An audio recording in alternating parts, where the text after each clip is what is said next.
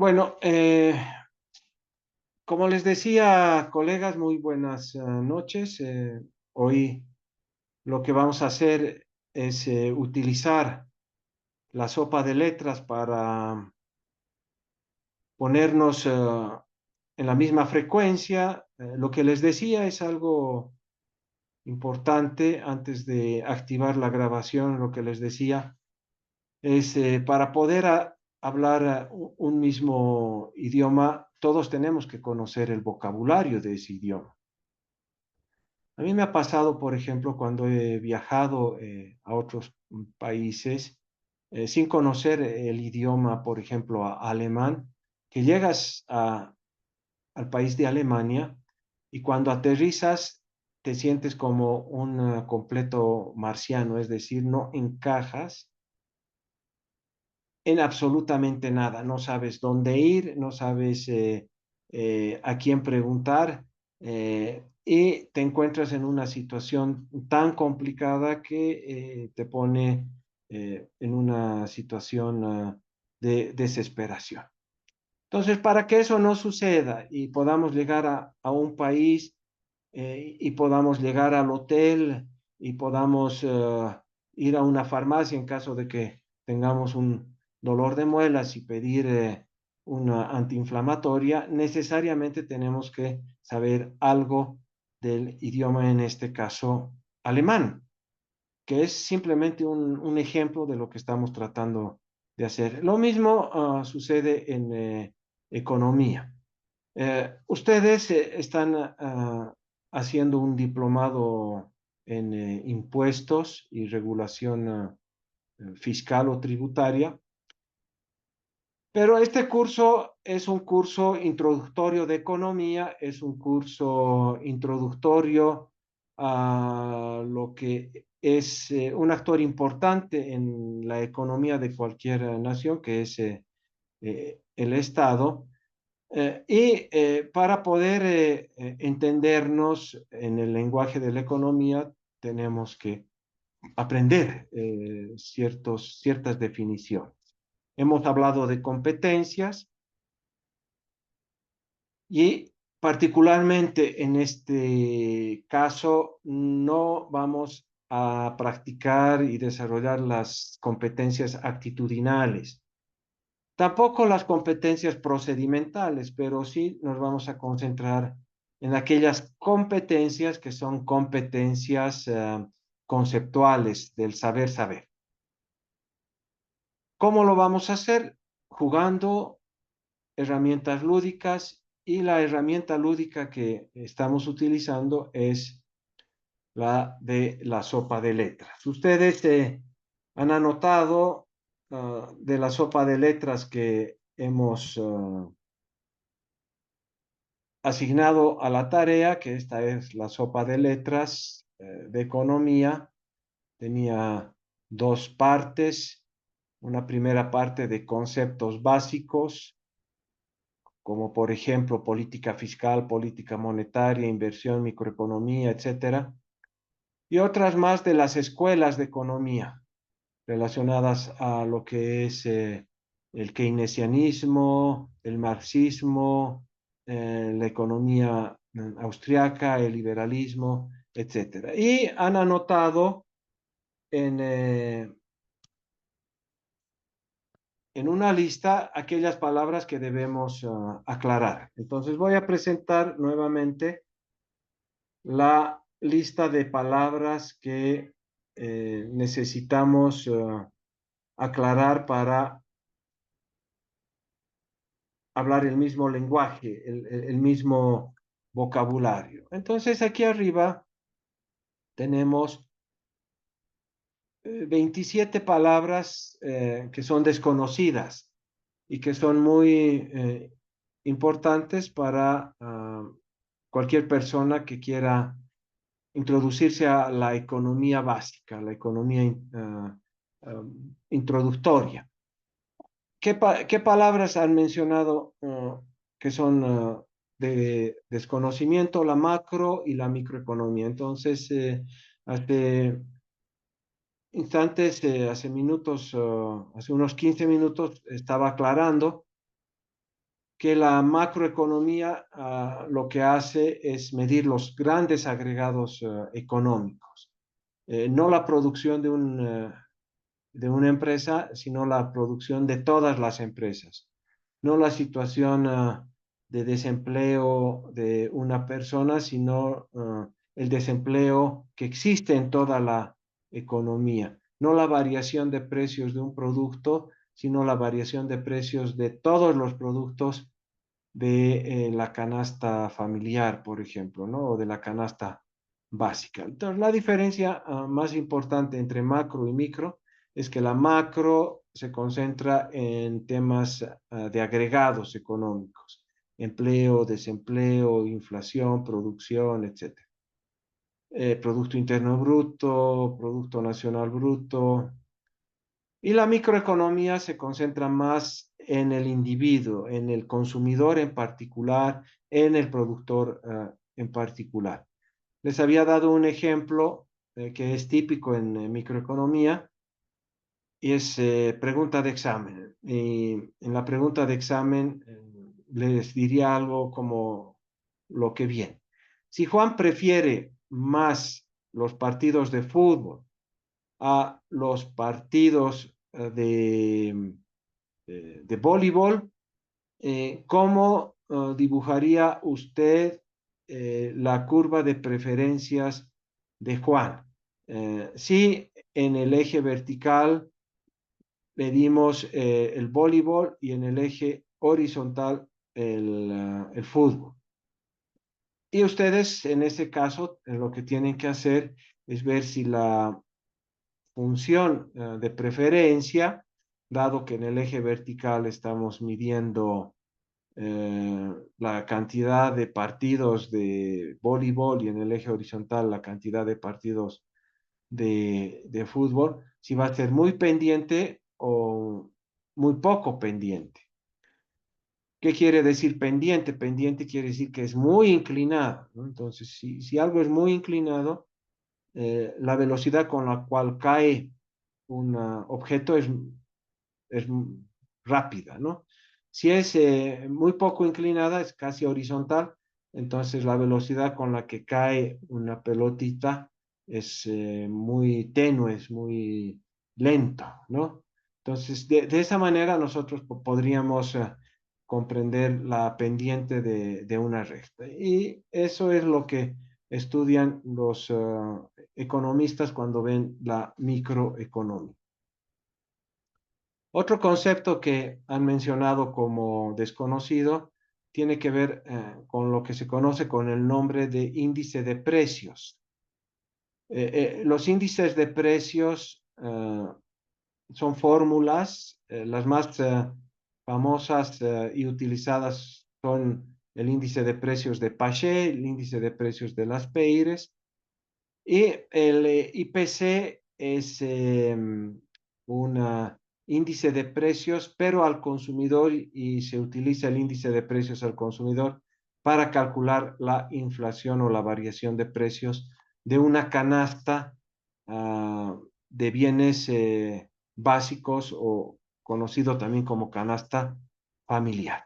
Pero estábamos hace un rato viendo la fórmula de las Peires y la fórmula de las Peires es comparar el valor de una canasta de bienes o de un producto en diferentes periodos de tiempo. Imagínense ustedes el siguiente ejemplo para hacerlo muy, muy fácil. Ustedes saben lo que es un sneaker, ¿no? Entonces el sneaker es un chocolate, es una barra de chocolate.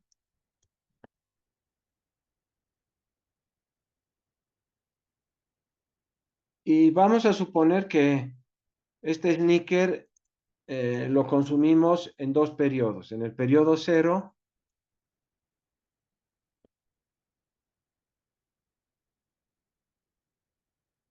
y en el periodo uno. Consumimos un sneaker porque no hay nada más. En nuestra vida es una vida de solo sneakers, nada más. Entonces, el precio del sneaker en el periodo cero es de 10 y en el periodo uno es de 12. Eh, vamos a poner el tiempo en rojo.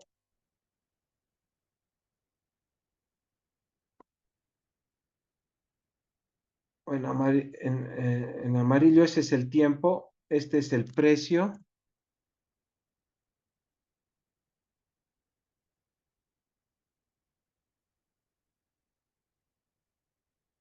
y la cantidad, pues sabemos que es uno. No, no comemos, no nos interesa más, es uno. Esto vamos a poner esto en rojo y esto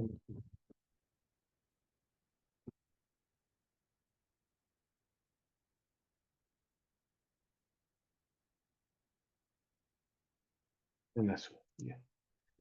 Entonces, lo que tenemos que hacer es calcular el índice de precios utilizando la fórmula de las Peires.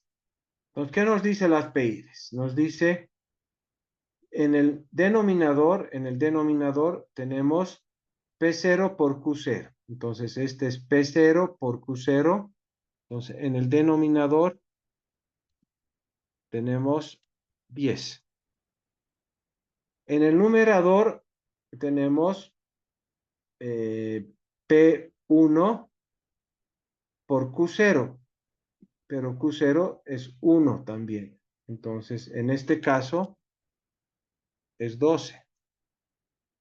Y este es el índice de las Peires, que es 1.2. Ese es el resultado, el índice de las Peires.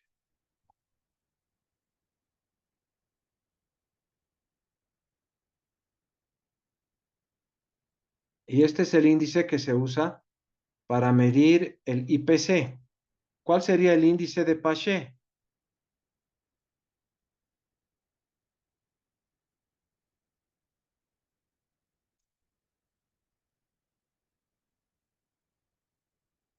Es diferente. En el caso de Paché, y utilizando el mismo ejemplo, sucedería ah, algo, algo diferente, ¿ya? Hay también dos periodos, hay también dos periodos, el periodo cero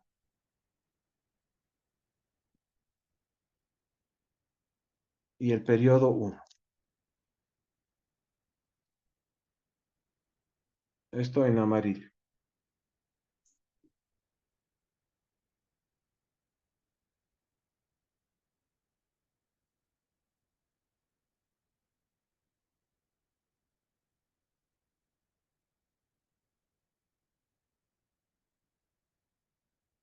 Ahora, en el periodo cero,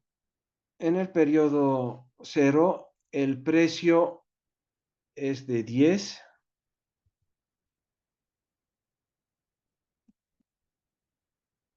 y en el periodo uno el precio es de 12.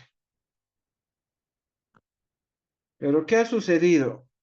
Lo que ha sucedido es que en el periodo uno yo consumía un sneaker, pero en el periodo 2 o en el periodo cero consumía un sneaker y en el periodo uno, es decir, después de un tiempo, como el chocolate es adictivo y siempre se necesita más y más chocolate, lo mismo sucede con el café o con el té, con el trago, con las drogas, etcétera. Cada vez uno necesita más.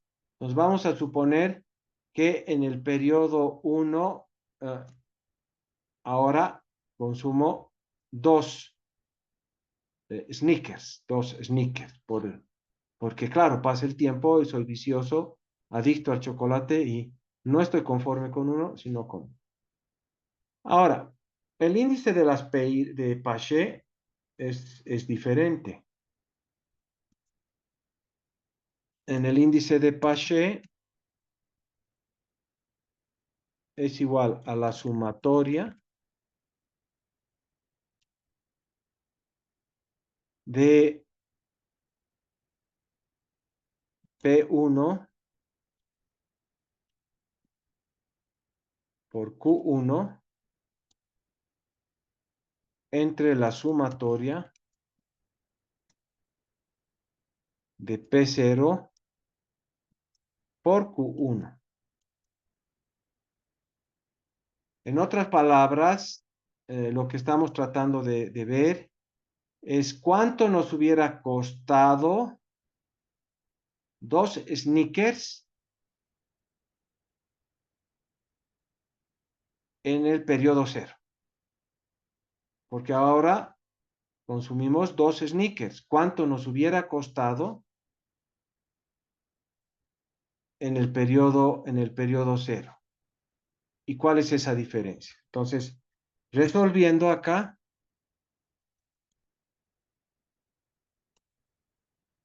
¿qué es lo que tenemos? El índice de Paget, índice de precios de Paget.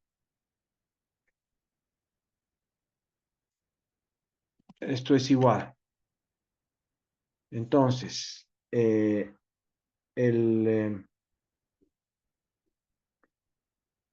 en el numerador 12, ¿sí?, por 2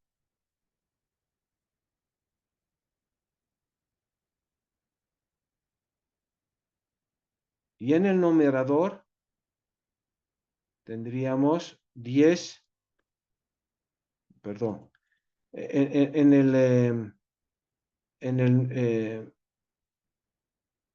en el denominador tendríamos, sí, 10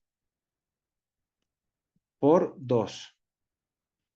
Entonces, en este caso, el resultado es 24 sobre 20. Y esto es igual a 2.4. ¿Sí? Ahora bien, ¿el IPC qué es? IPC es índice de precios al consumidor. Y este índice de precios al consumidor es muy importante porque lo que muestra es cuánto varía una canasta de bienes en el tiempo. Para calcular el IPC, lo que tenemos que saber primero, imagínense que ustedes trabajan en el INE y calculan todo el tiempo el IPC, es cuál es la estructura de una familia promedio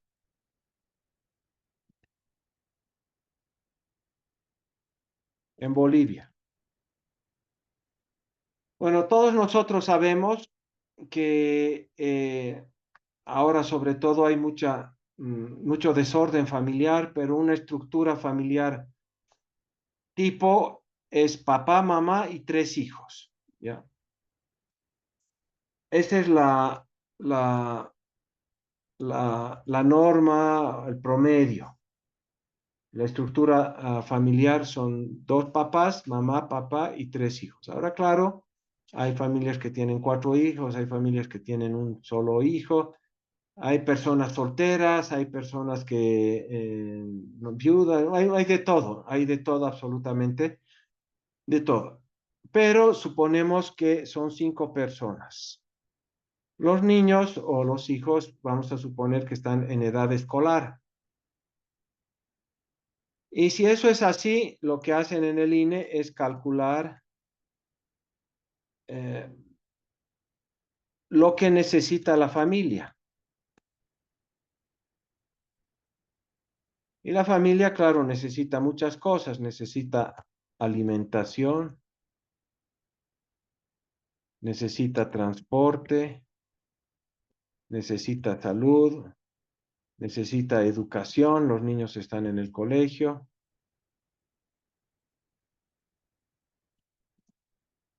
necesitan ocio, porque hay que ir al parque y hay un montón de cosas, ¿sí? Y para cada grupo se define, bueno, una alimentación para 5 personas al mes, por ejemplo. Entonces van viendo qué es lo que se consume y te permite mantener en un estado adecuado para seguir viviendo. Imagínense 10 kilos de carne de res, 10 kilos de carne de, de pollo, leche, 10 litros de leche, 5 kilogramos de harina, 5 kilogramos. Bueno, se hace una gran lista de productos del área de la alimentación en transporte. Son 5 personas que tienen que transportarse, cuál es el costo del transporte por día, etcétera. Lo mismo en salud, una atención mensual por cada persona, en educación, el costo de la matrícula, el costo de la mensualidad, en ocio, ir al cine 2 veces al mes, tomar unos helados, etcétera. Entonces, a partir de este ejercicio, se calcula el costo de una canasta básica.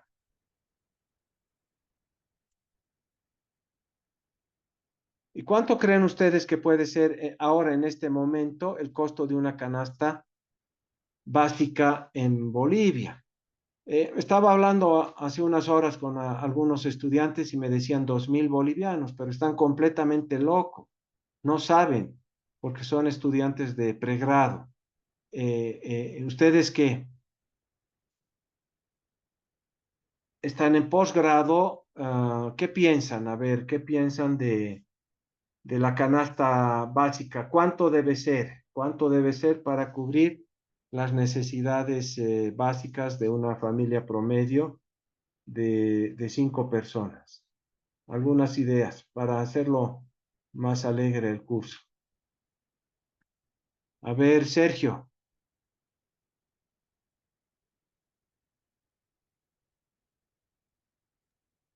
Bueno, licenciado, buenas noches.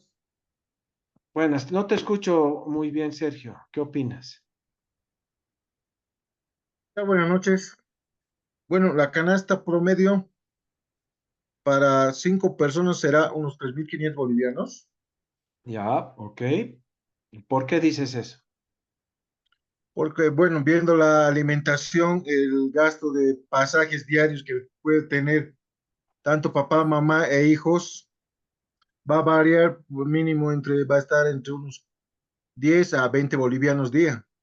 El Ujú, almuerzo diario va a ser por lo menos, pongámosles un promedio diario de almuerzo, 15 bolivianos por día por cada persona al mes, digamos, por eso yo a lo que veo, y teniendo otros gastos, dándose algunos gustos, digamos, como yendo al cine, yendo a comer algo especial, pienso que va a ser el promedio diario, bueno, el promedio mensual de 3.500 bolivianos para 5 personas.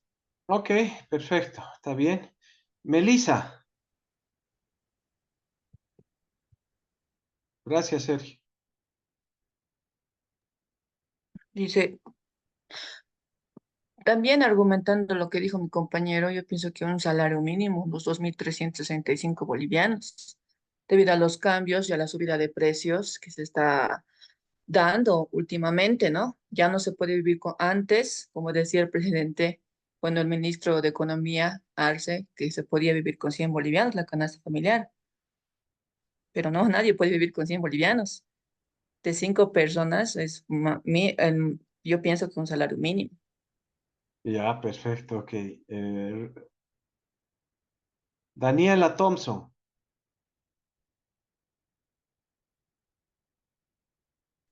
Lisset, buenas noches. la pregunta, sí.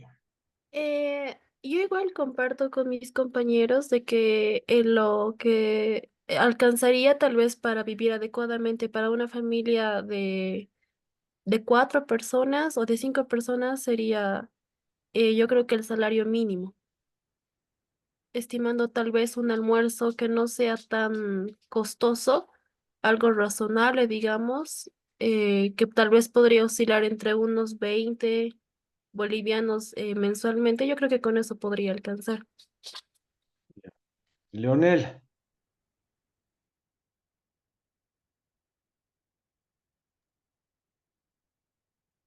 Sí, sí, buenas noches. ¿qué piensas vos?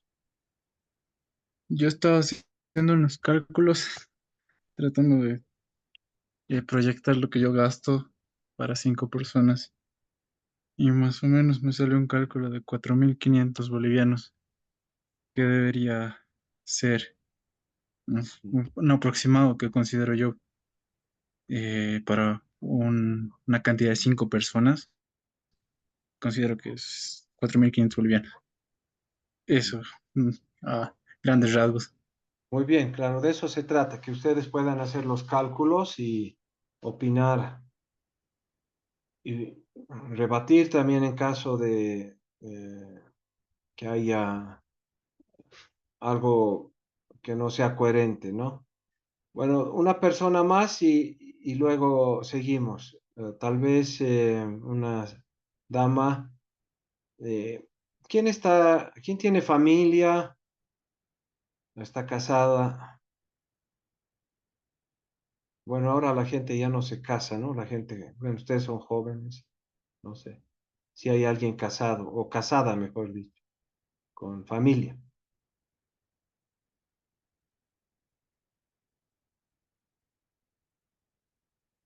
Todos son solteros, solteras.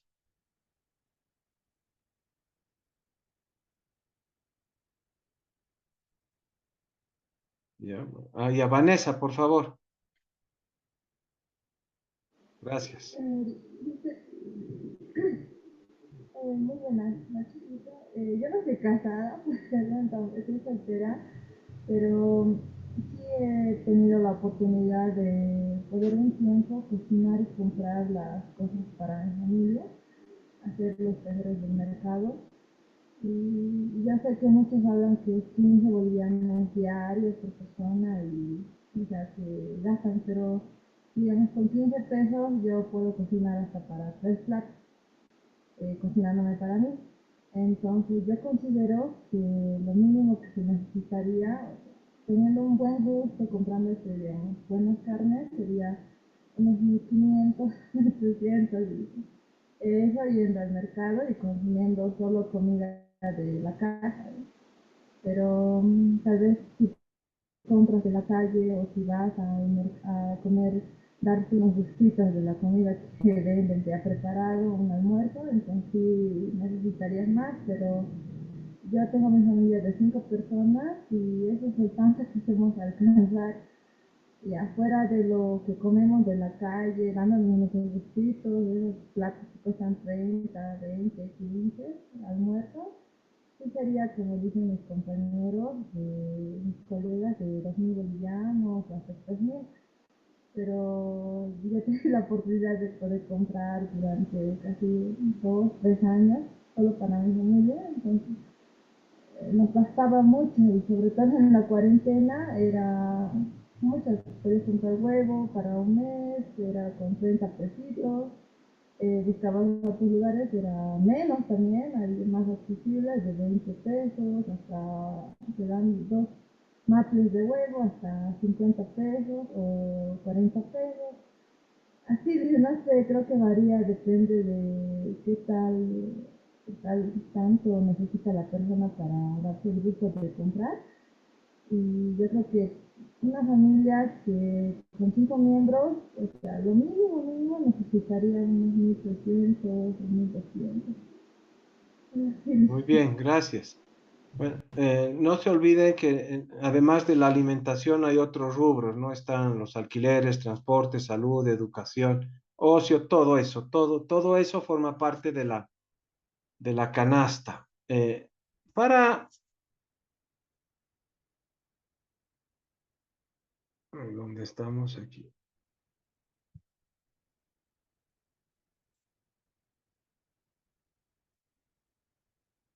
Para calcular el valor de la canasta, claro, hacen lo que ustedes mencionan, pero además asignan una ponderación, entonces es un promedio ponderado, porque la gente no gasta de forma equitativa en, por ejemplo, en transporte y alimentación. Un sueldo de, no sé, de 1.000, por ejemplo, por decir algo, el 60% de los 1.000, es decir, 600 van a alimentación.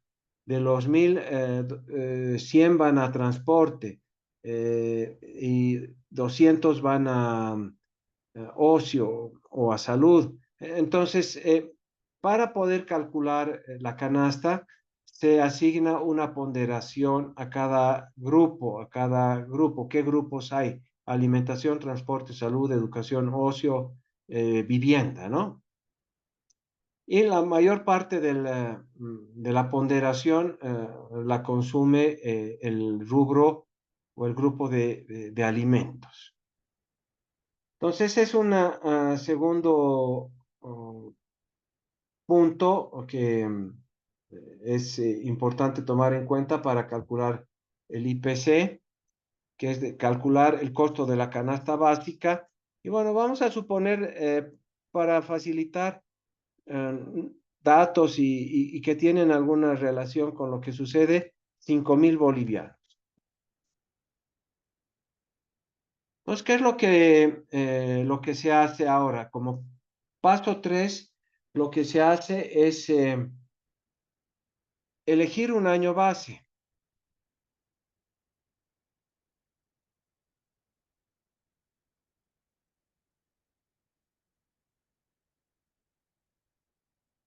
Entonces, vamos a suponer que el 2024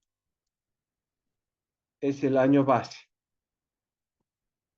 Y el año 2024 necesitamos 5.000 para tener un acceso a todos los bienes y servicios que son más urgentes para una familia tipo de 5 personas. Elegimos el año base y luego viene el año 2025 y lo que hacemos es ver qué es lo que pasa con, con, el, con los precios. Entonces, vemos qué pasa con los precios y por decir algo, encontramos que para comprar los mismos productos y hacer lo mismo que hacíamos el 2024, necesitamos 6.000. Eso es lo que calculamos. Entonces, en este caso, el IPC,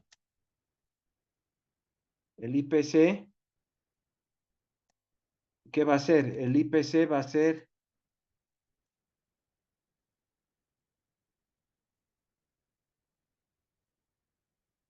6.000 entre 5.000. En este caso, creo que da 1 punto, ¿cuánto da? 1.2, ¿no? Y ese es el índice de precios al consumidor.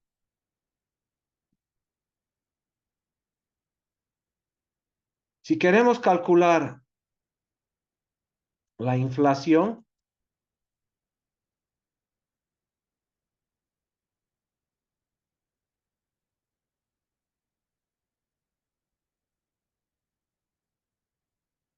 entonces calculamos el IPC del 2024. Entonces el IPC del 2024 va a ser el 5.000 sobre 5.000, que en este caso es 1. Y la inflación,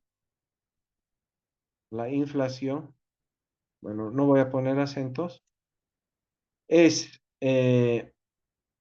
1.2, es la forma de calcular la inflación,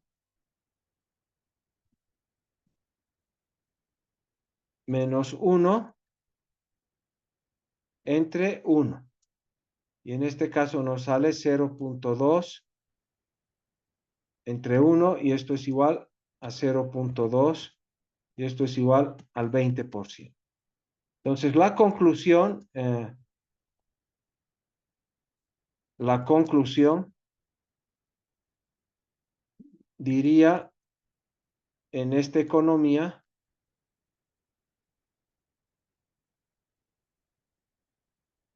ha habido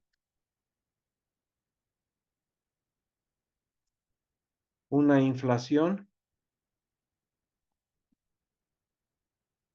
del 20%. ¿Sí? Esa es la conclusión. Entonces, con esto pienso que ya hemos aclarado estos conceptos que estaban en el tintero, ¿sí? PASHEP, las PEIRES e IPC.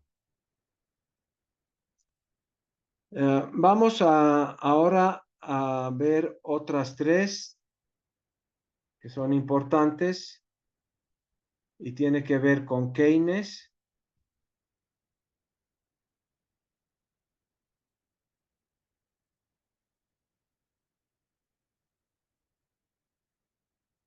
política fiscal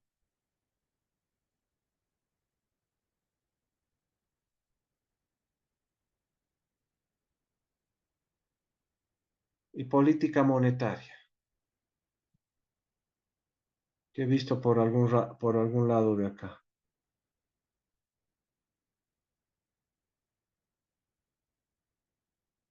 Política monetaria.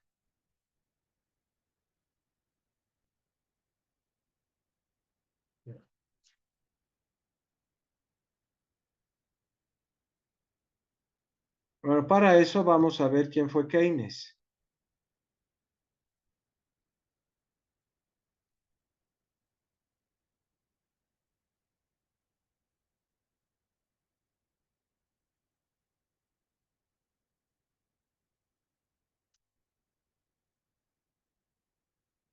¿Están viendo mi Google? Por favor, me avisan. Sí se ve Bueno, entonces Sí, aquí tienen a uno de los economistas más famosos del mundo, que es Maynard Keynes. John Maynard Keynes. Y Keynes vivió en la época de la Gran Depresión de los años 30. ¿Sí? Entonces, en esa época había mucho desempleo y capacidad instalada ociosa, ¿no? Entonces, imagínense, sucedió algo en la economía en la década de los años 20 del siglo pasado. Las empresas despidieron trabajadores y dejaron las empresas a media capacidad, o sea, estaban produciendo, pero a media capacidad.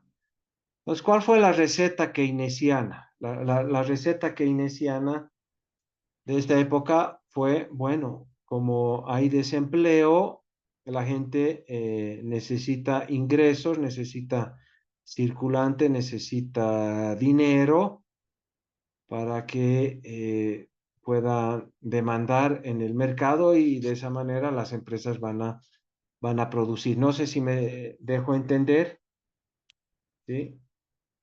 Pero vamos a hacer un gráfico. ¿Ven ahora mi Word? Estoy en Sí, este momento usando Word. ¿Ven que estoy usando Word o no? sí, Lisa. ¿Sí? Ya, excelente. Entonces, haremos una especie de dibujo.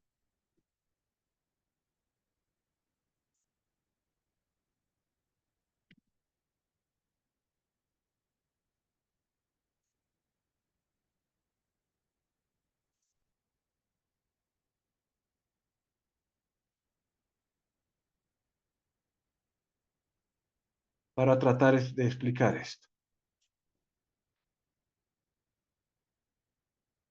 Entonces, Keynes, ¿qué dice? Keynes dice, estas personas están desempleadas, que son muchos. Las empresas están trabajando con capacidad limitada, es decir, están trabajando al 50%. Entonces, Keynes dice, bueno, el Estado debe intervenir y debe dar recursos a estas personas de tal manera que independientemente de lo que hagan, reciban dinero y con ese dinero compren a las empresas y las empresas reactiven la producción. ¿Cómo se puede lograr que la demanda de estas personas crezcan a través de políticas monetarias y fiscales expansivas? Por ejemplo, una política fiscal expansiva, y esto ya es tema de nuestra materia, pero ya de cajón, es aumentar el gasto. Una política monetaria expansiva, una política fiscal expansiva,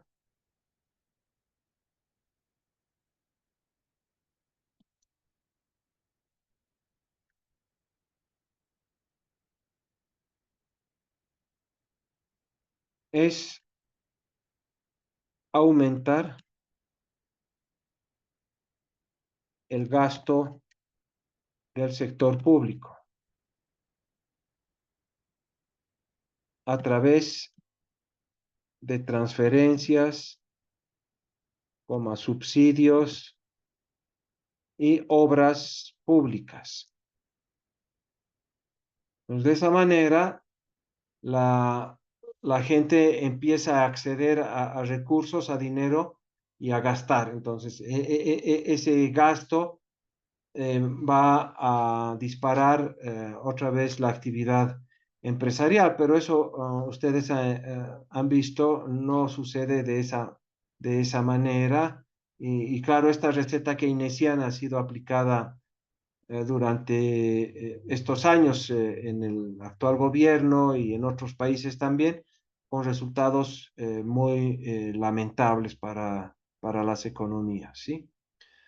Entonces, ¿qué otra política expansiva existe? La política monetaria. Entonces, la política monetaria es aumentar la cantidad de dinero, es aumentar la cantidad de dinero, y esto ocasiona una caída en la tasa de interés. Entonces, como el costo de la deuda cae, las empresas piden financiamiento y aumentan, aumentan su capacidad productiva. Es decir, financian activos con deuda de largo plazo.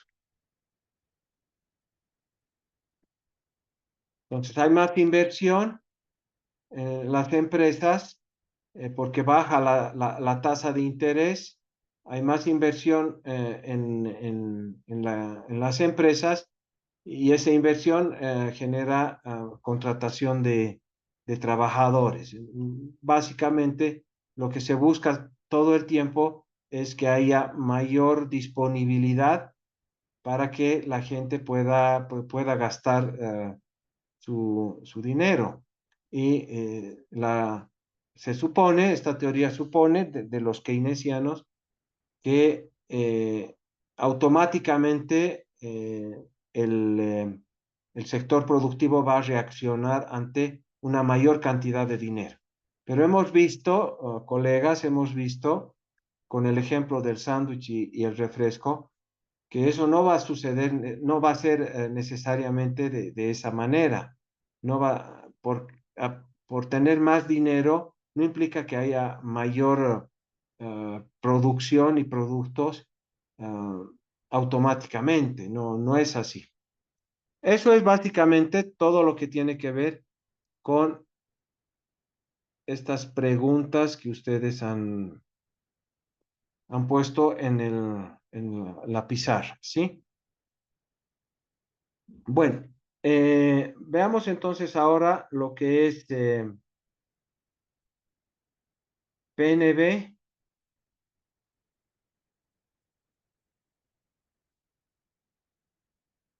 PIB real.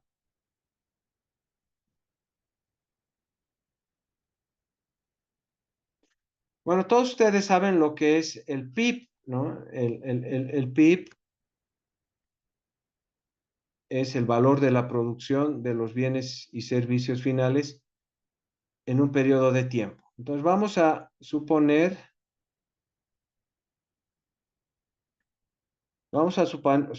un país que produce 100 kilogramos de papas año. Cada papa tiene un valor de 1. Entonces,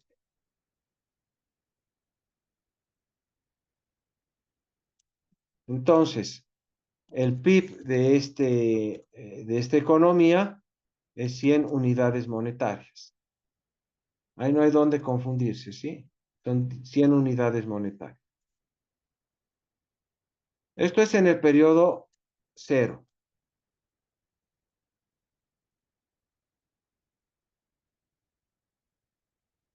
¿Qué pasa en el periodo 1? Se producen 80 kilogramas de papas año,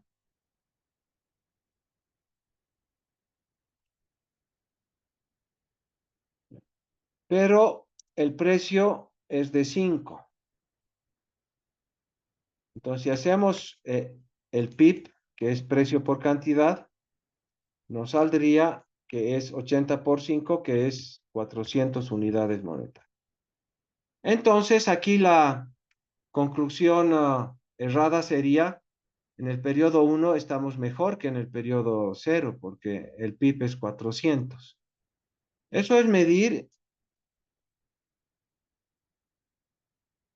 el PIB a precios corrientes.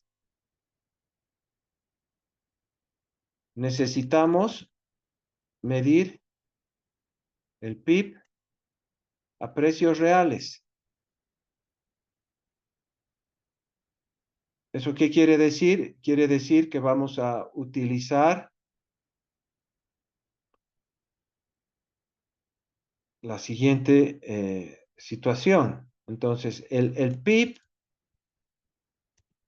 del año 1, vamos a poner así, es lo producido en el año 1, que es 80, pero multiplicado por los precios del año 0. No sé si me dejo entender, creo que sí. En ese caso, el PIB real es igual a 80 unidades monetarias. ¿Cuál es la inflación? La inflación es el PIB nominal sobre el PIB real. Entonces, en este caso, el PIB nominal es 400, ¿sí? Sobre 80. En este caso da, ¿cuánto da? 5, que es 500%.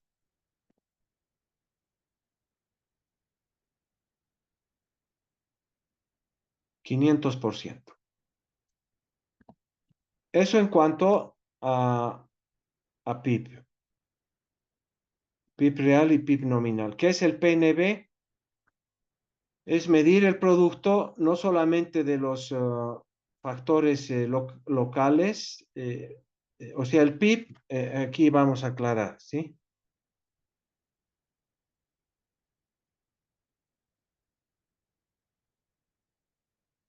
El PIB mide el valor de la producción de bienes y servicios finales, todo lo que ustedes ya saben, pero independientemente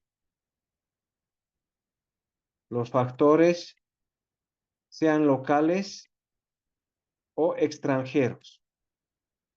Por ejemplo, si aquí hay una empresa en Bolivia norteamericana, como las que hay varias, y producen en Bolivia, entonces esta producción se considera como PIB local, PIB boliviano. Ahora, el PNB es diferente. En el PNB solo se mide el valor de la producción que se genera por los factores locales, independientemente estén dentro o fuera del país.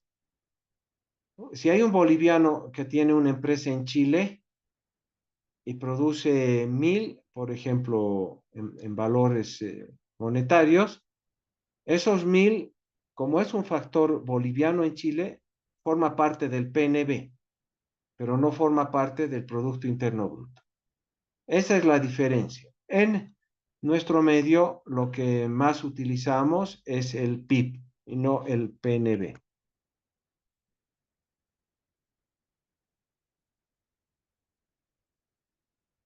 Bueno, ya nos falta poco, pero es momento de tomar un descanso y continuamos con esta tarea poquito pesada, pero muy necesaria para poder entendernos y aterrizar en lo que nos viene después, lo que viene inmediatamente después, y es analizar el Estado y sus finanzas.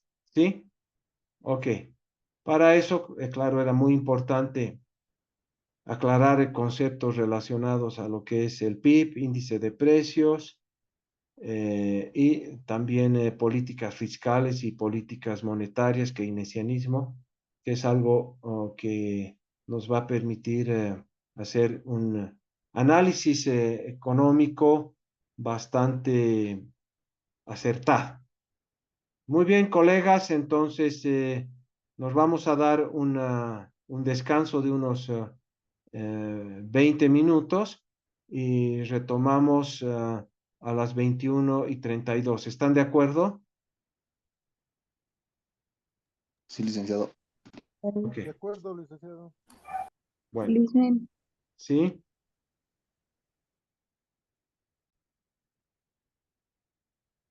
Les decía que en nuestra sopa de letras hay varios conceptos. Y hemos hablado de lo que son competencias que tenemos que seguir aclarando, y lo que nos toca ahora es aclarar las diferencias entre lo que dicen y piensan los keynesianos y lo que dicen y piensan los de la escuela austriaca. Básicamente, cuando hablamos de escuela, estamos hablando de formas diferentes de concebir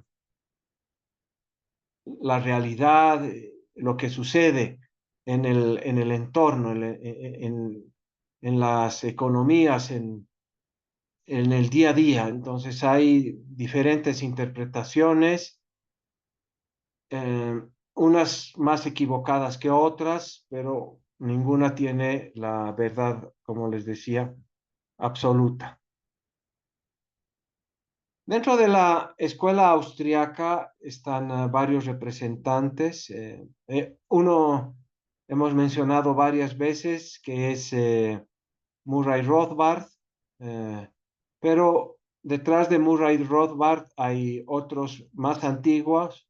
También hemos hablado de Karl Menger, hemos hablado de von Mises, Ludwig von Mises, de Hayek, de Kirchner, y más actualmente a nivel de habla hispana tenemos a Jesús Huerta de Soto y tenemos a Javier Milei. Veamos pues imágenes porque se nos va a quedar más profundamente, ¿no? Entonces, representantes de la escuela, son escuelas austríaca de economía.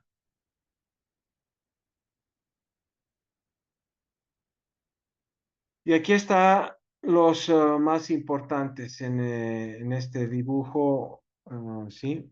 El que está a la izquierda, Karl Menger, y el aporte de Karl Menger fue fundamental porque había mucha confusión acerca de cómo interpretar el valor de las cosas. Y para Karl Menger, el valor de las cosas es subjetivo y depende de las circunstancias, depende de las circunstancias. ¿Están viendo el Google, estas imágenes?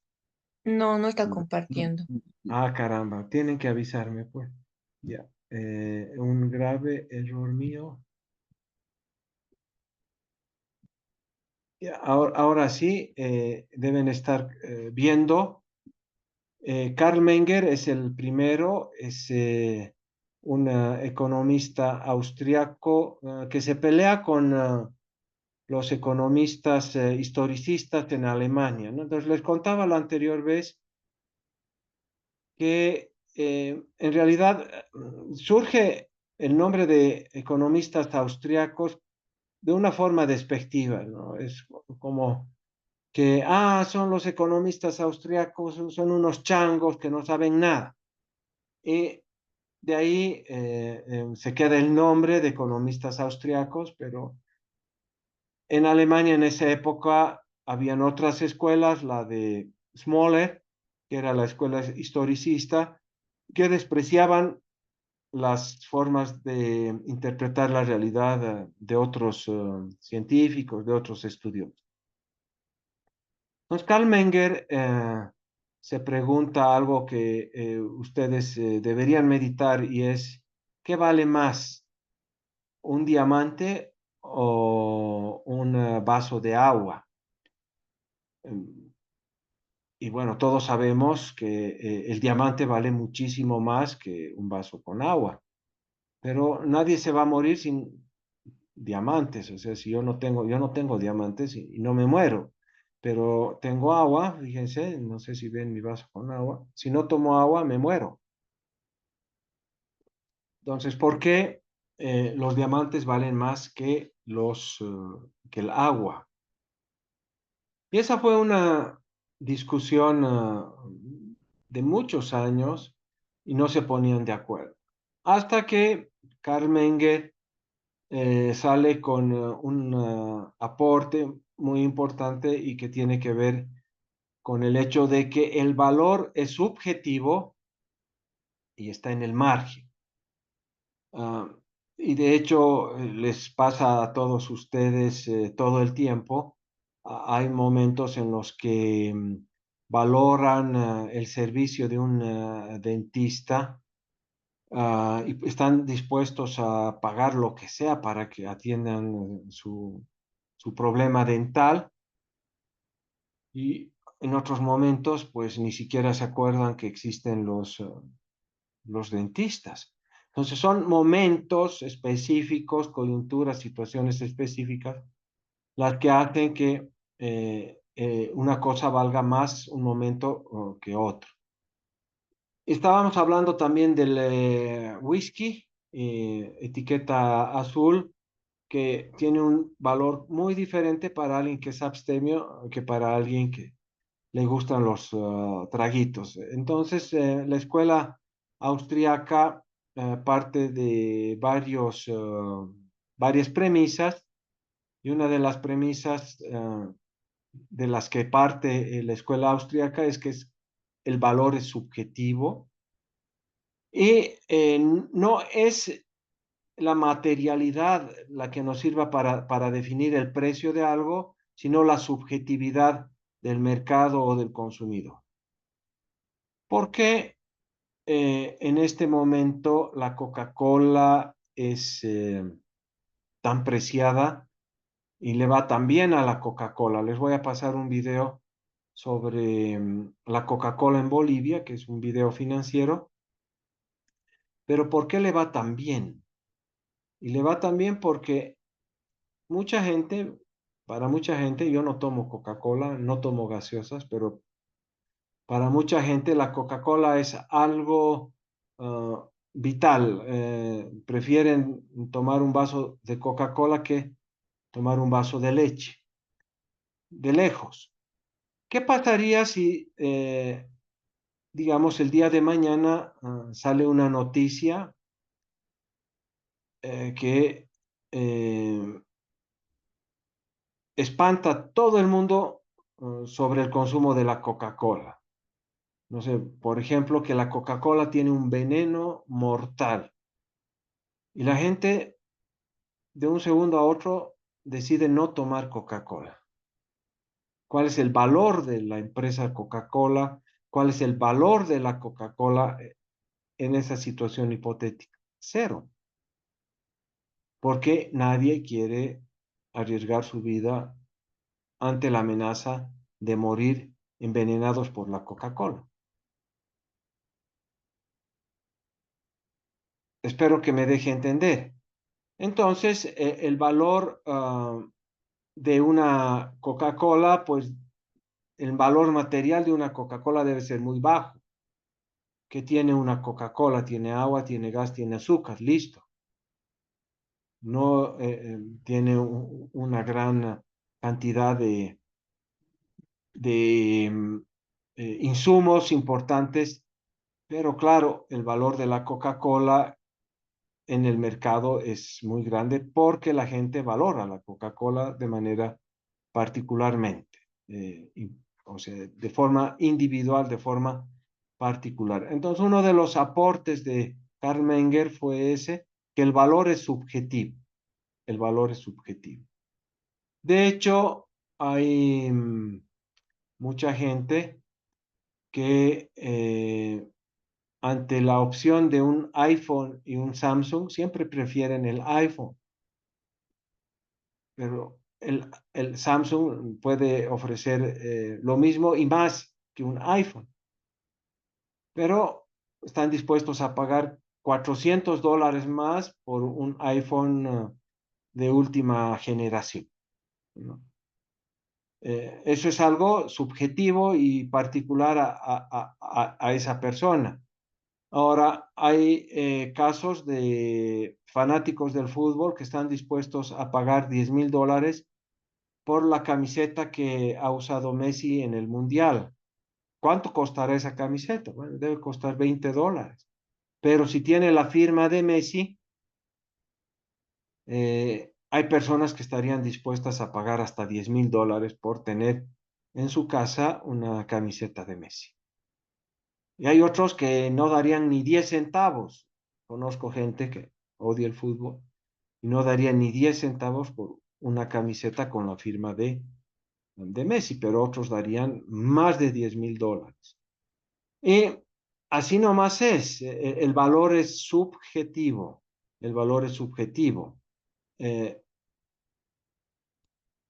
Otras escuelas, como por ejemplo la escuela marxista y los clásicos, pensaban, no, el valor es objetivo. Entonces, por ejemplo, si yo tengo una silla, imagínense la silla en la que estoy sentado, entonces, ¿qué valor le doy a esa silla? Para darle el valor a esa silla, primero tengo que ver cuánto me ha costado los clavos, la madera, el barniz, el lijar, el costo de mano de obra, y es a partir de ese análisis de la objetividad del costo que se puede entender el costo de una silla de 100 bolivianos.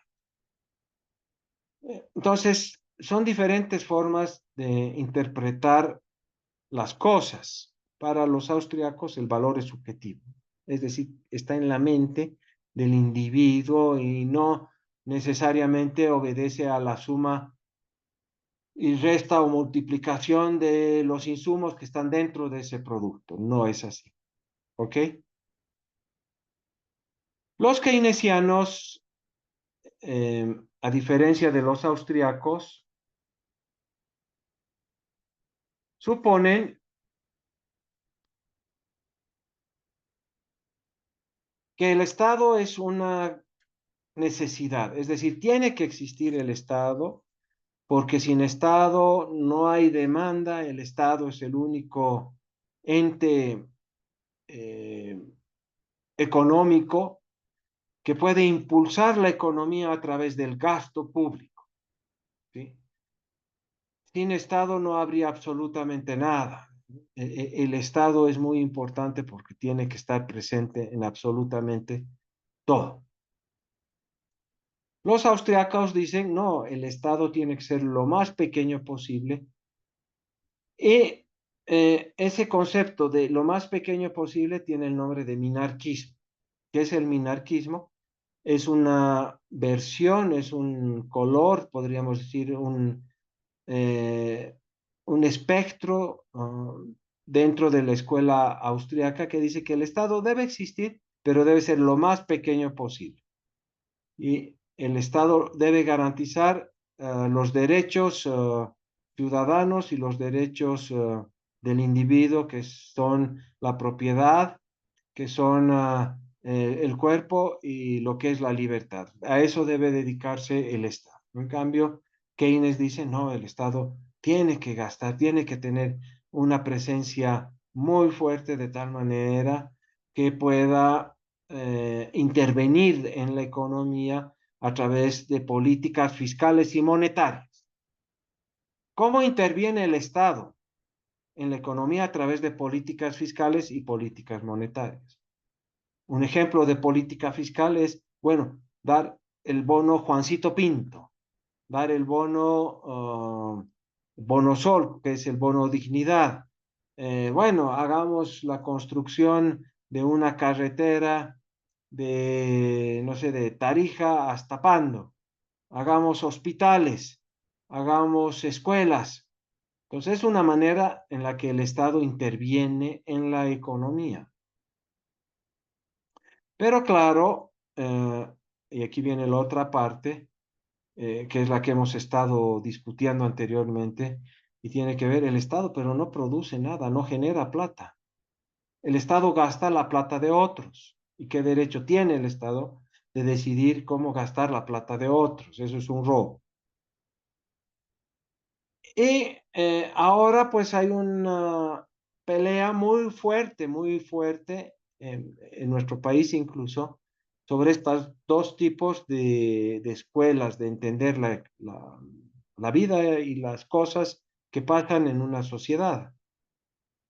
Entonces, por un lado están surgiendo liberales, si han visto el periódico, hay el Partido Liberal, que acaba, no sé, ya está naciendo o ya ha nacido, pero hay personajes economistas como Antonio Saravia, que ya se los escucha en la radio, en la televisión, hablando sobre lo nefasto que ha sido el Estado. Pero por otro lado hay eh, personajes de la escuela keynesiana, como por ejemplo el ministro de Economía que dice, ah, no, el Estado tiene que estar, el Estado y tenemos que hacer hospitales y el Estado, ¿no? Entonces hay ese enfrentamiento que cada vez va a ser más agudo en nuestro país porque se acercan las elecciones y los bolivianos van a tener que decidir básicamente entre más Estado o menos Estado. ¿Qué quiere decir menos Estado? En un nivel casi extremo es el minarquismo. Entonces ustedes ya entienden lo que es el minarquismo, que era otra palabra que estaba en nuestra sopa de letras. Entonces vamos a borrarlas o marcarlas. Minarquismo.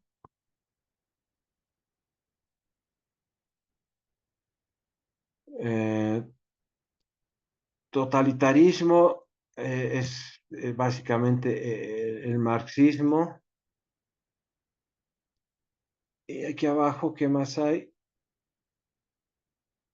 Eso ya hemos aclarado. Camino a la servidumbre es un libro que escribe Hayek y lo hace muy famoso.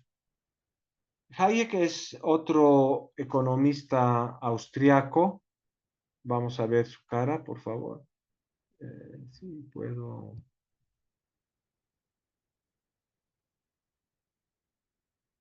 Aquí está Hayek. Este es Friedrich Hayek. Ah, hay un debate, pues, famoso entre Hayek y Keynes, que lo llaman el debate del siglo.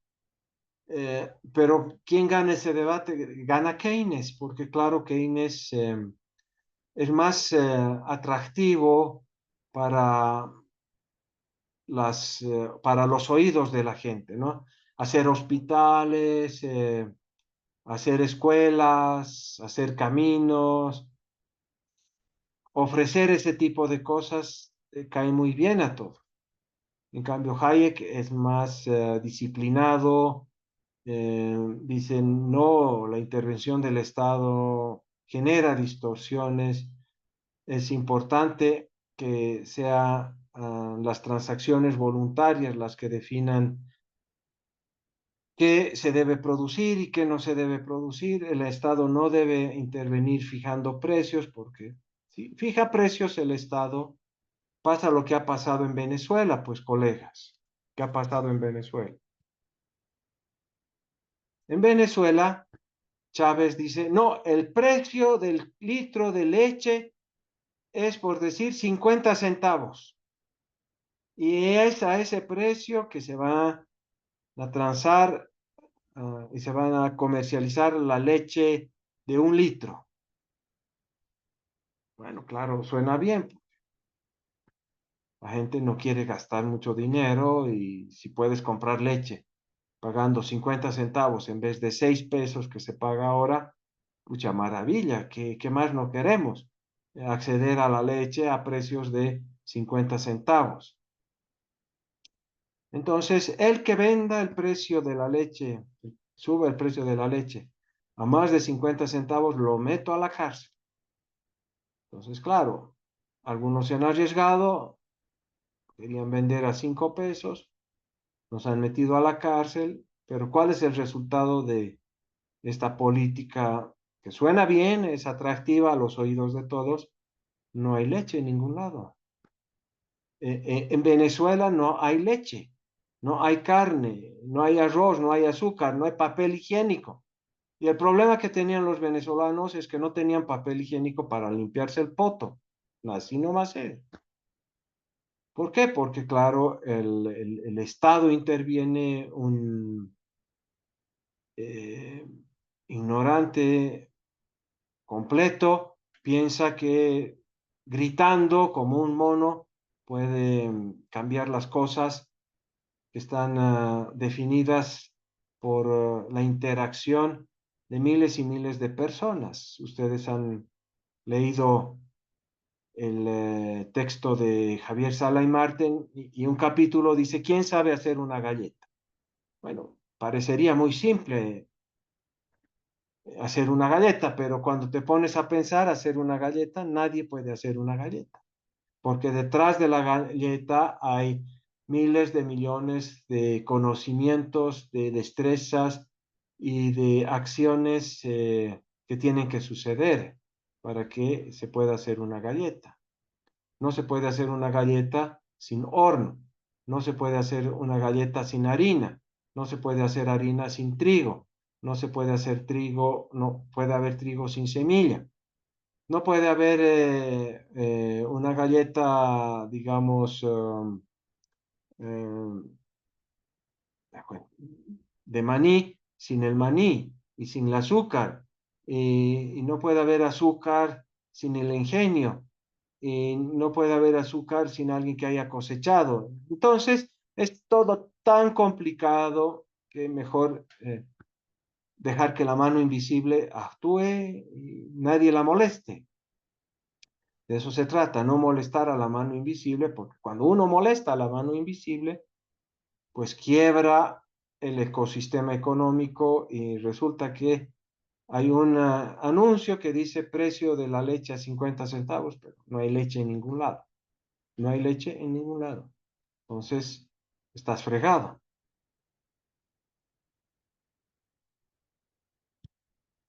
Bueno, sigamos avanzando. Entremos ya ahora a, bueno, Camino a la Servidumbre es Hayek, el que les he mostrado, que escribe ese camino a la servidumbre, ese camino que te va a llevar a una situación, pues, de ser una persona que no cuentas ni vales para nada, porque hay un dictador que piensa que todo lo puede arreglar, así una, Chávez, Maduro, que todo puede arreglarlo gritando y pateando y rompiendo mesas. Pues pueden romper muchas mesas, patear muchas sillas y lo único que van a lograr es el desastre, como lo han logrado en Venezuela, el país más rico de toda Latinoamérica, diríamos, con ingentes cantidades de petróleo, de recursos naturales, de mar, de lugares bellos, de mujeres bellas, de todo, todo, absolutamente todo. Un país que ahora tiene a su gente joven pidiendo limosnas en las esquinas del Alto y en las esquinas de la ciudad de La Paz. Imagínense ustedes un venezolano que ama el mar, ama el sol, venirse al Alto, donde no hay mar y hay mucho frío. Es, no sé, imposible de entender. Es como que a un boliviano, a un paseño, lo lleven a un lugar en el que nunca más en su vida va a comer salteña, ni tomar una cerveza, ni un chairo, nada. Solamente va a comer, no sé, porotos, por decir algo, ¿no? Obviamente, sería una desgracia, sería un castigo de Dios. Lo que nos falta ahora es el flujo circular y luego lo que es la balanza comercial, la balanza de pagos, etcétera. Y con eso prácticamente estaríamos concluyendo todo este viaje sobre la economía a través de de la sopa de letras. Entonces vamos a ver el flujo circular y es importante el flujo circular de la economía. Entonces, en el flujo circular hay un flujo real y hay un flujo monetario. ¿Ya? En el flujo real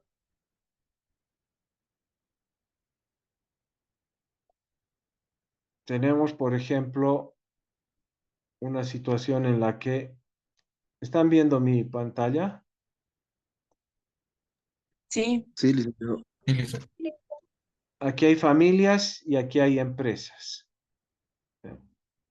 Entonces, en el flujo real, las familias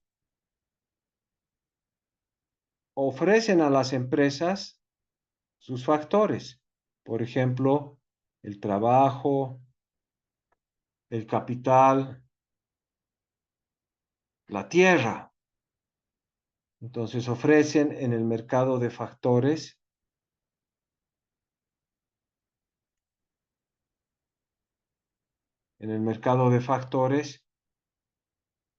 lo que tienen las familias, que es capital, claro.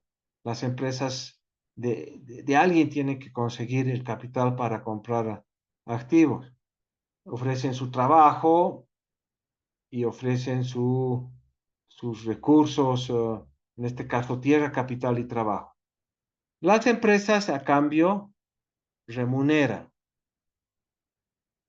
remuneran los factores, el salario, el factor trabajo con salarios, el factor capital con, eh, con beneficios y el factor tierra con alquileres, ¿sí? Con renta, se llama renta.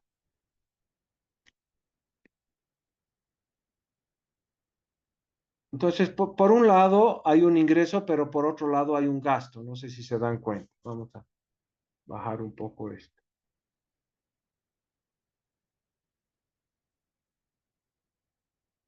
Entonces, las familias ofrecen sus factores y cuando remuneran las empresas a las familias, eso es un ingreso para las familias. Es un ingreso. Pero para las empresas es un gasto.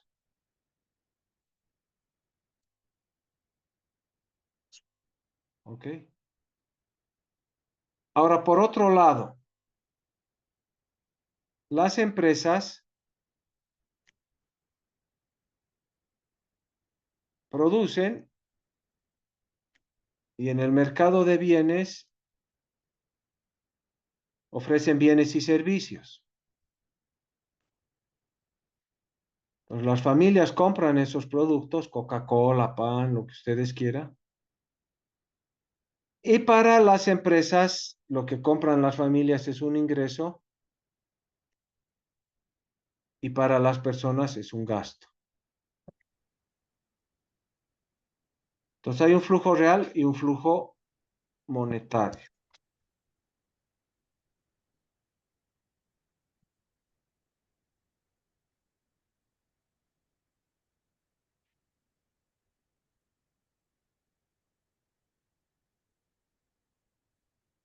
El que está arriba es el mercado de bienes y servicios. Es el mercado de bienes.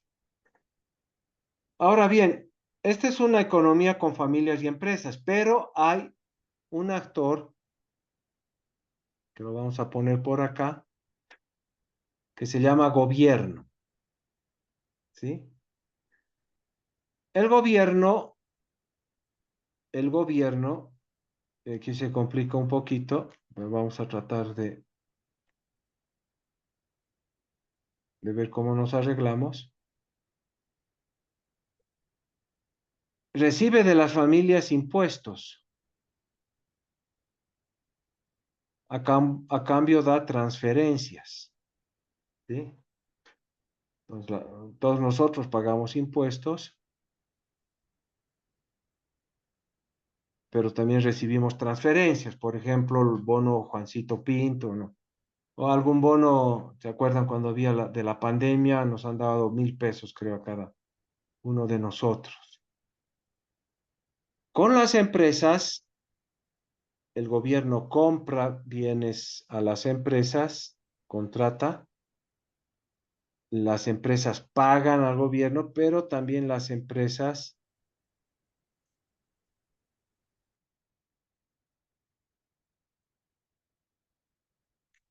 están obligadas a pagar impuestos, el IVE, el IT, el impuesto al consumo específico, etcétera. Entonces, aquí hay, pues, un flujo entre todos los actores, ¿sí?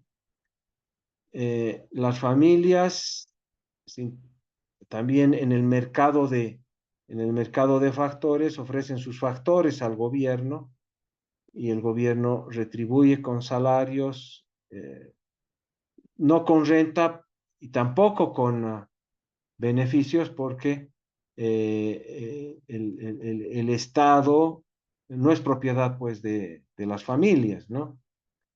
pero claro, hay muchos de nosotros que hemos trabajado y otros trabajan en el sector público a cambio de un ingreso salarial. ¿Ya? Entonces, lo que podemos dejar como resumen en este caso es que hay un flujo circular. Por un lado se generan bienes, servicios, por otro lado se reciben ingresos. Y de ahí que es posible medir este flujo de actividad por el ingreso y por el gasto, ¿no? Fíjense, por el ingreso y por el gasto. Entonces, por el lado del gasto, hay una fórmula que dice que el producto es igual al gasto en consumo, al gasto en inversión, al gasto del gobierno, más el gasto que hacen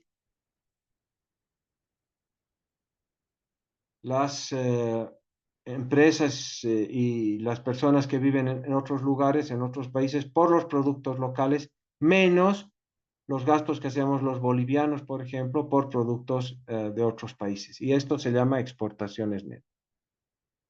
Dentro de este flujo circular nos hemos, no olvidado, pero para no complicar mucho,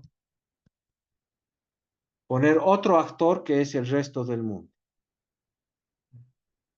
Las familias compran productos del resto del mundo, las empresas compran productos del resto del mundo, el resto del mundo compra productos de empresas bolivianas, por ejemplo, la quinoa, por ejemplo, las chompas de alpaca, por ejemplo, la soya, etcétera. Entonces, hay un flujo entre estos actores y el resto del mundo, ¿sí?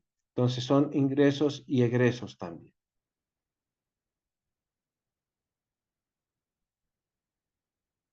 Una forma de medir el producto es por el lado del gasto. Y ustedes han visto con toda seguridad esta fórmula.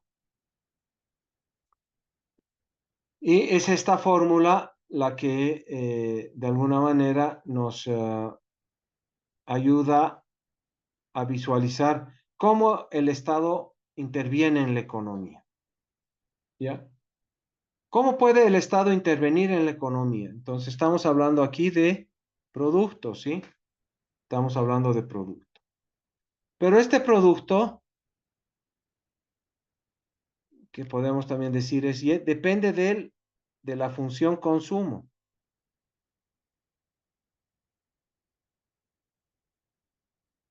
¿Quiénes consumen? Consumen las familias, sí, eso hemos visto. Consumen las familias.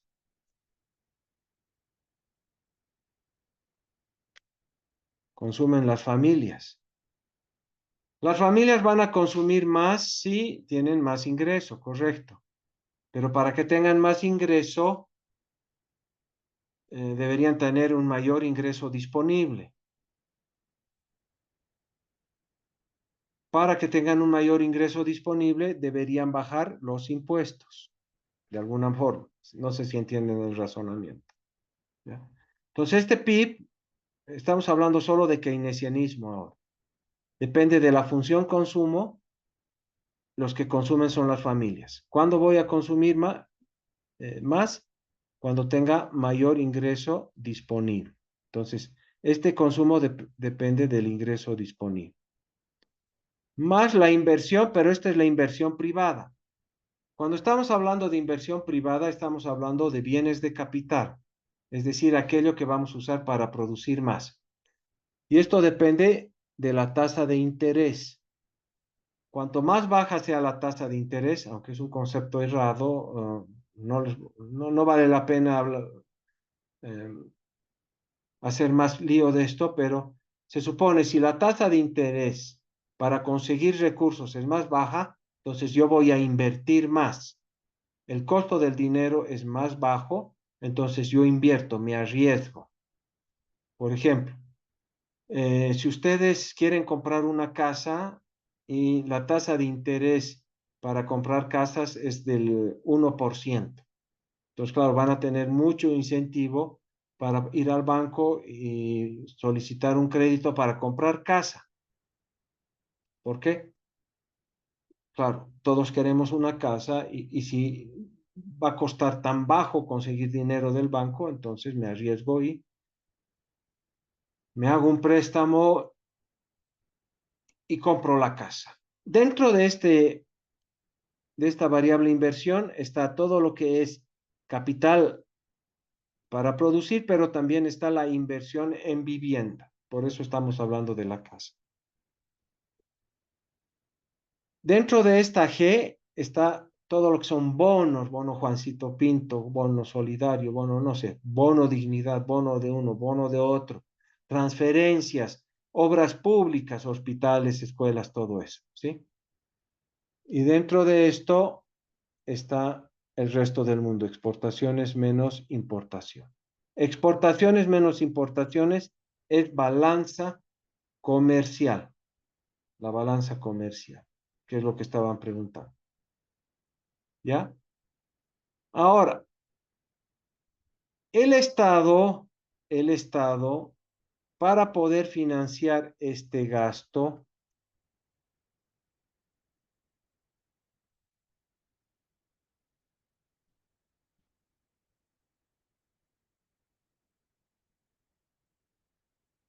¿sí? Para poder financiar este gasto, que es gasto del gobierno, ¿ya?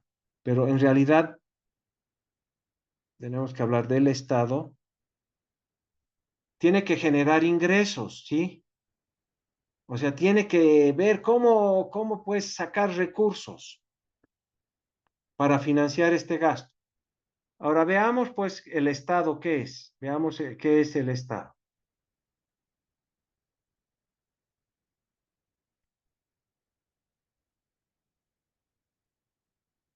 O por qué cosas está compuesta el Estado. Entonces voy a compartir un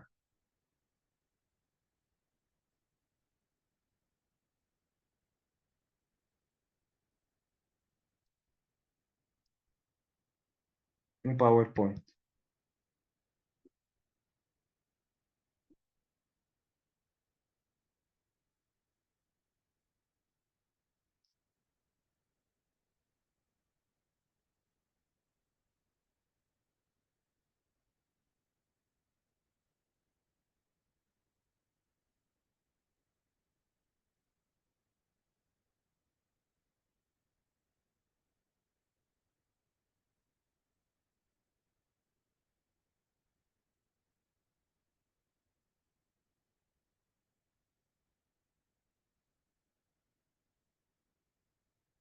No sé si se va a ver.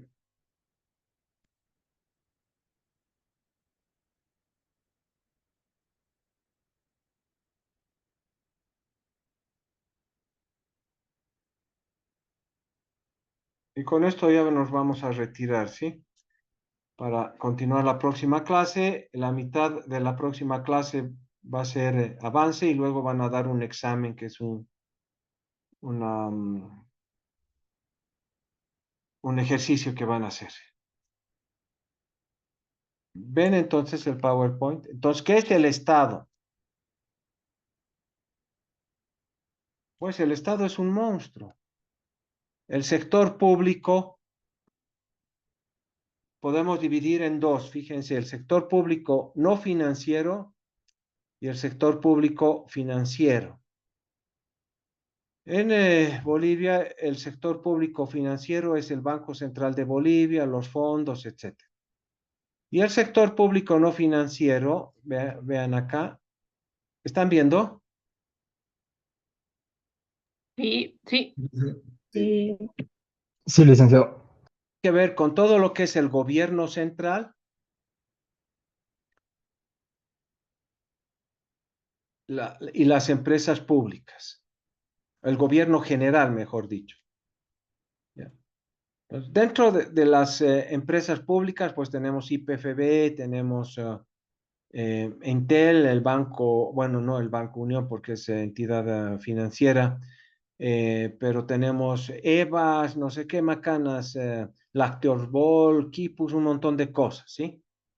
El gobierno general, tenemos gobierno central, que es administración central, instituciones descentralizadas.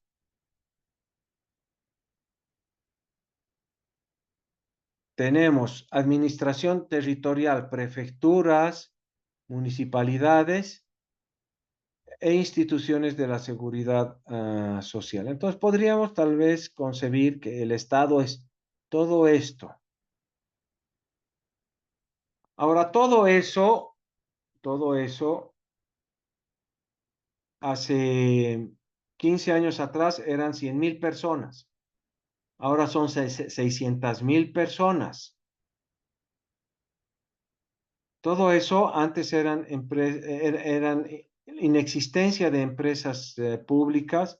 Ahora hay montones de empresas públicas, todas deficitarias que generan pérdidas. En otras palabras,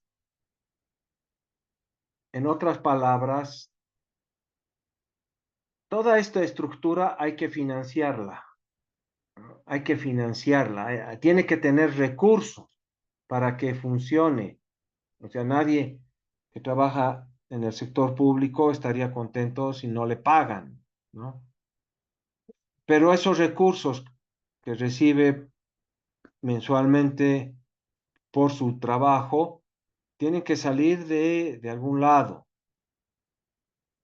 Y ese lado eh, son pues los ingresos que tiene que tener el Estado. ¿Y qué ingresos percibe el Estado? Bueno, ¿cómo puede generar ingresos? A través de impuestos, ¿sí? A través de deuda y a través de el otro elemento es la emisión, ¿ya? Dentro de lo que son los impuestos, pues hay una gran colección de impuestos. Vamos a ir con calma porque aquí ya tenemos que hacer un análisis fino. ¿Cómo se financiaba el Estado hace 10 años? 30% impuestos, 30% IDH, que es el impuesto directo a los hidrocarburos, 30% ingresos de las empresas. Más o menos era así. El problema ahora es que el 30% de los impuestos todavía funciona, pero el IDH prácticamente ya no existe. Y los ingresos de las empresas han caído enormemente porque YPFB prácticamente ha fracasado. Entonces, por el momento tiene garantizados tal vez el 30% de lo que necesita. Como lo que gasta es mucho más grande de lo que tiene como ingresos, entonces el Estado opera con déficit. Es decir, los gastos desde hace 11 años atrás son mayores que los ingresos. Y ese déficit se está acumulando y se ha financiado con deuda, con deuda, con deuda.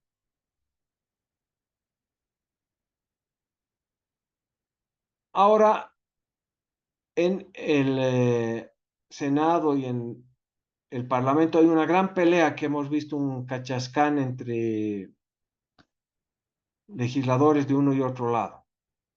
Se están peleando justamente porque se necesita financiar ese gasto con deuda, pero para que la deuda pueda funcionar tiene que haber una aprobación del legislativo.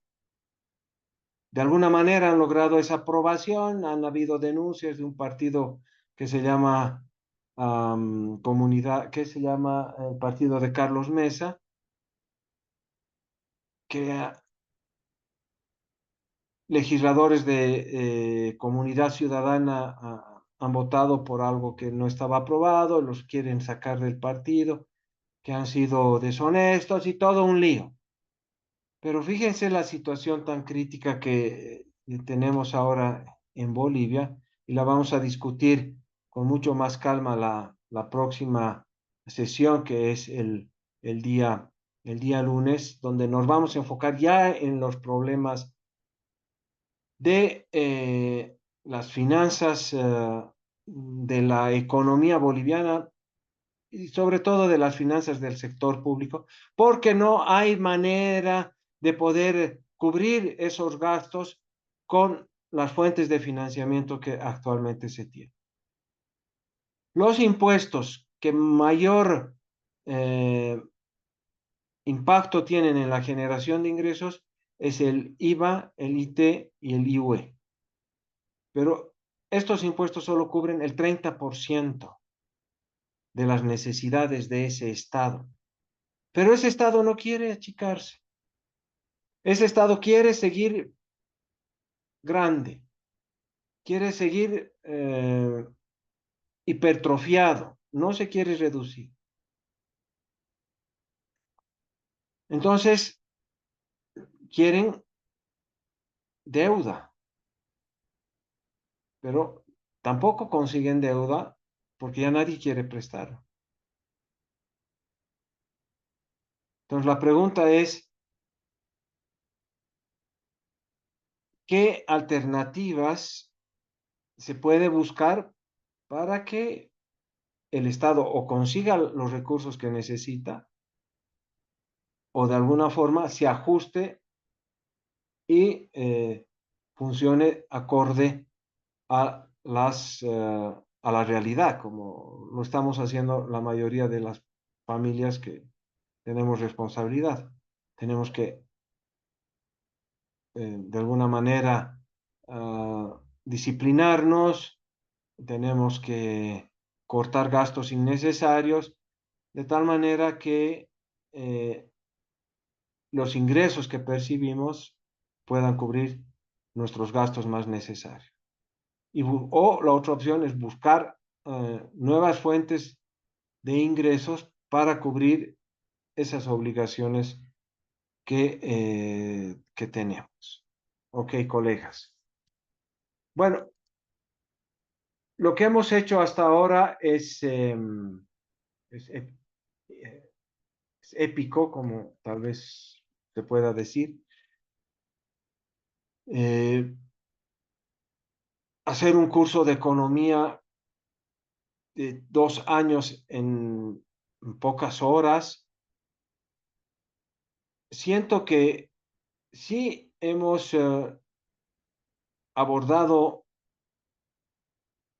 con amplitud incluso todo aquello que es fundamental para entender la economía.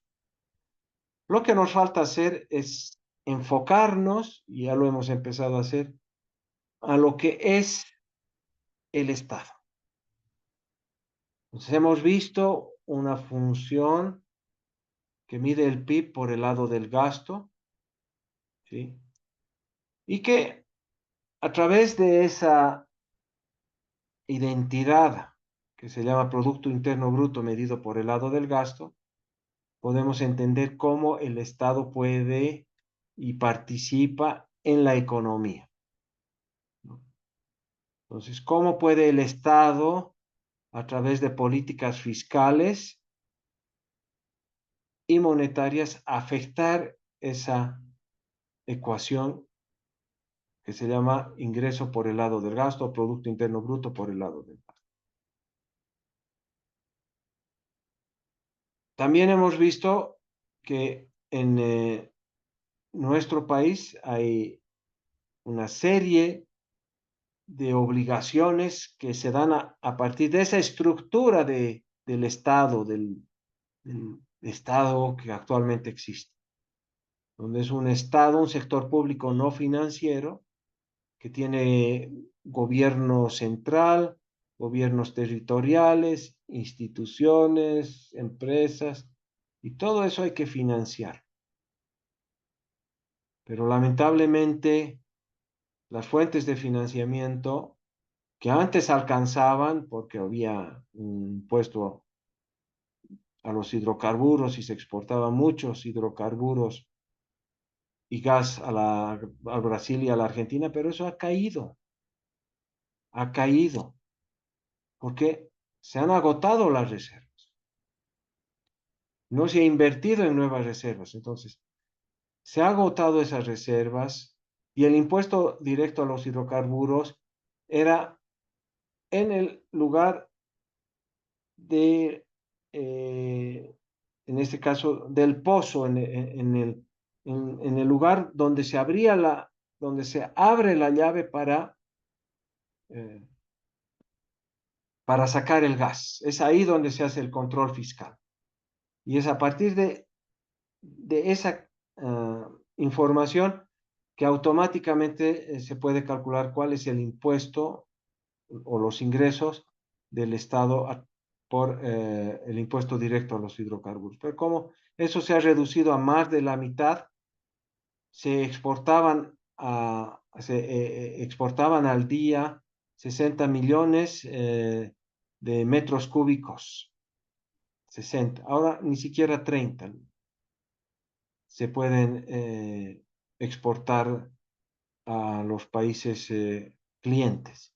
Entonces, eso ha generado pues un estrés financiero muy fuerte en el sector público y merece un análisis más detallado, que lo vamos a hacer en la próxima sesión, que es el día lunes. Muy bien, colegas, entonces ahora nos despedimos y por favor prendan sus cámaras.